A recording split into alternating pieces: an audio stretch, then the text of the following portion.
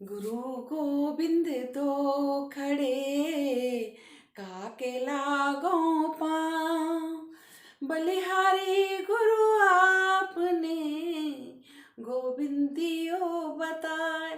कबीरा गोविंदियो बताए। तो विद्यार्थियों, आप समझ गए होंगे कि आज हम लोग क्या पढ़ने वाले हैं।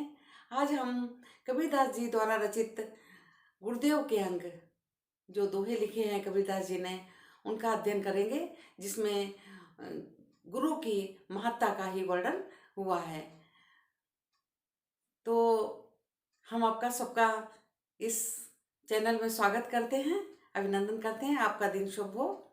बहुत सारी शुभकामनाओं के साथ आज हम अपना अध्ययन आरंभ करते हैं। पीछे लगा जाए था लोकवेद के साथ, आगे थे सतगुरु मिला दीपक दिया हाथ।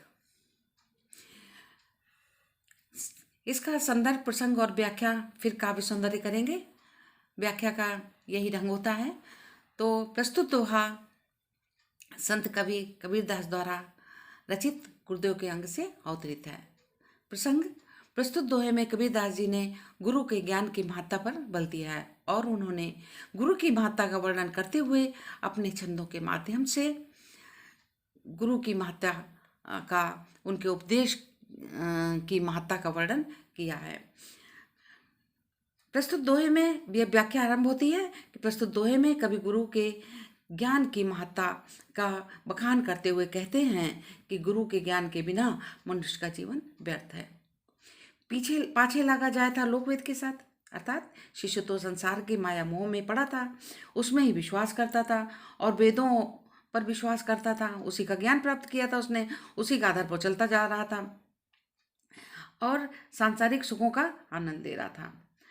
तभी उसको गुरु मिल गए, आगे थे सतगुरु मिला दीपक दिया हाथ, अर्थात तभी जीवन यात्रा मार्ग पर गुरु के प्राप्त हो गए और गुरु की कृपा से शिशु को ज्ञान रूपी दीपक मिल गया। शिशु के जो ज्ञान रूपी दीपक मिला, उससे क्या हुआ, उसका हृदय प्रकाशित हो गया और जीवन मार्ग जो था, अंधकार से भरा हुआ था, दुखों से भरा हुआ था, वो प्रकाशित हो गया। ये आपकी व्याख्या कम पूर्ण हुई। अब इसके बाद आपको लिखना है इसमें काव्य सौंदर्य। तो काव्य सौंदर्य में भाषा, रस, छंद, अलंकार, यही सब लिखते हैं। तो विद्यार्थियों, सबसे पहले भाषा क्या है इसकी, सदुकड़ी। सदुकड़ी भाषा। नंबर 2, शैली भी लिखो। कोई भी पॉइंट पहले डाल दो, ऐसा नहीं है कि भाषा पहले लिखो शैली पहले लिखो, गुण, ऐसा नहीं। तो भाषा सदुकड़ी, शैली उपदेशात्मक, उपदेश वाली बात आई है, गुण प्रसाद है, अलंकार अनुप्रास और रूपक है। प्रस्तुत दोहे में कबीरदास जी ने गुरु के ज्ञान की महत्ता को बताया है। चलिए अगला दोहा पढ़ते हैं। सतगुर स्वान को सगा, सोंधी सही न दाती, हरजी स्वान को हितु, हरजन सही न जाती। तो इसका संदर्भ, प्रसंग और व्याख्या इसमें भी करना है। तो संदर्भ है, प्रस्तुत दोहा संत कवि कबीरदास के द्वारा रचित गुरुदेव के अंग से अवतरित है। प्रस्तुत पंक्तियां है, प्रस्तुत दोहा संत कवि कबीर के द्वारा रचित गुरुदेव के अंग से अवतरित है। प्रसंग, प्रस्तुत दोहे में निर्गुण ब्रह्म के उपासक संत कवि कहते हैं कि सद्गुरु से बड़ा दुनिया में कोई हित चाहने वाला नहीं हो सकता है। जो हितैषी है, जो संबंधी है, सगा संबंधी जो है, वो सद्गुरु से बड़ा संबंधी कोई नहीं हो सकता है और भगवान से बड़ा हितैषी नहीं हो सकता। ये प्रस्तुत दोहे में बताया है। व्याख्या पढ़ते हैं। सतगुरु स्वान को संगा, सोदी गई न दाती। सतगुरु स्वान को संगा, सोंधी सही न दाती। प्रस्तुत पंक्ति में कबीरदास जी का कहना चाहते हैं कि संसार में कितना सगा संबंधी कोई क्यों न हो, वह कल्याण नहीं कर सकता। किस तरह कल्याण नहीं कर सकता? अच्छे गुरु के समान, सदगुरु के समान, अर्थात सदगुरु के समान कोई संबंधी सगा नहीं हो सकता। और यदि दान की बात करें, सोंधी सही न दाती। तो शुद्धता से के समान कोई दान नहीं हो सकता। अब हरिजी स्वान को हितु हरजन सही न जाती। कबीरदास जी का कथन है कि ईश्वर के समान कोई हित चाहने वाला नहीं है और ईश्वर का भक्त है उससे बड़ी कोई जाति नहीं होती। अर्थात ईश्वर का भक्त किसी भी जाति का हो, ईश्वर का भक्ति ही कहलाता है। वही भक्ति उसकी जाति है, उससे बड़ी कोई जाति नहीं। अब इसके बाद में काव्य सौंदर्य आता है आपका। काव्य सौंदर्य में भाषा, सदुक्कड़ी, शैली, उपदेशात्मक गुण, प्रसाद अलंकार, अनुप्रास अलंकार और रूपक अलंकार होगा। इसमें जो आपका एक पॉइंट और बनेगा वो कबीरदास जी ने गुरु के ज्ञान की महत्ता पर प्रकाश डाला है और भगवान की भक्ति पर कोई महत्ता को भी बताया है। ये इसका जो दोहे का एक पॉइंट और बन गया आपका। अगला दोहा पढ़ते हैं। माया दीपक नर पतंग भ्रम भ्रम वै पड़ंत, कहे कबीर गुर ज्ञान ते एक आध हो व्रत। विद्यार्थियों, इसमें भी हम वैसे ही लिखेंगे संदर्भ, प्रसंग, व्याख्या और फिर काव्य सौंदर्य। तो प्रसंग तो वैसे ही है कि प्रस्तुत दोहा संत कबीर के द्वारा रचित गुरुदेव के अंग से अवतरित है। उसके पश्चात प्रसंग प्रस्तुत दोहे में कबीरदास जी ने मायाग्रस्त प्राणी की चर्चा करते हुए गुरु के ज्ञान की कृपा का अद्भुत चित्रण किया है। उसके पश्चात हम व्याख्या आरंभ करेंगे। माया दीपक नर पतंग भ्रमे भ्रमे इवै पड़ंत।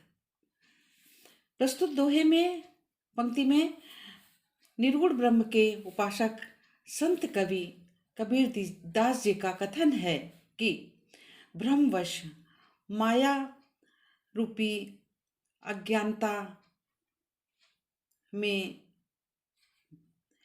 माया रूपी दीपक से आकर्षित होकर अज्ञानतावश माया रूपी दीपक से आकर्षित होकर मनुष्य रूपी पतंगा माया रूपी दीपक के आसपास मंडराता रहता है और एक दिन जिस प्रकार से पतंगा दीपक के पास जा करके जल जाता है उसी प्रकार से मनुष्य भी माया में फंसकर कष्टों को झेलता हुआ नष्ट हो जाता है। कहे कबीर गुर ज्ञान ते एक आधो व्रत। अब कबीरदास जी कहते हैं कि सदगुरु की कृपा से, सदगुरु के ज्ञान से, जिसको गुरु अच्छा मिल गया, सदगुरु मिल गया प्राप्त करके, कोई कोई व्यक्ति ही अपने को माया रूपी आग से बचा पाता है। अन्यथा सभी जीव माया रूपी दीपक में पतंगे की तरह जलकर नष्ट हो जाते हैं अज्ञानतावश। क्योंकि उन्हें जिस प्रकार से पतंगे को ये पता नहीं होता है कि वो दीपक के पास जाकर के लौ में जलकर भस्म हो जाएगा, वो आकर्षित होकर वहाँ जाता है और जल जाता है। उसी प्रकार से मनुष्य जो है वो माया में फंस करके अनेक परेशानियों, कष्टों को झेलता हुआ नष्ट हो जाता है। अब हम काव्य सौंदर्य पढ़ेंगे। इसके पश्चात इसका काव्य सौंदर्य क्या है वो बताइए। तो काव्य सौंदर्य वही लगभग वही पहले वाले दोहे का है कि भाषा सुदुक्कड़ी, शैली उपदेशात्मक, गुण, प्रसाद और इसका अलंकार जो होंगे अनुप्रास होगा, रूपक होगा। प्रस्तुत दोहे में कबीरदास जी ने गुरु की ज्ञान की महत्ता पर प्रकाश डाला है।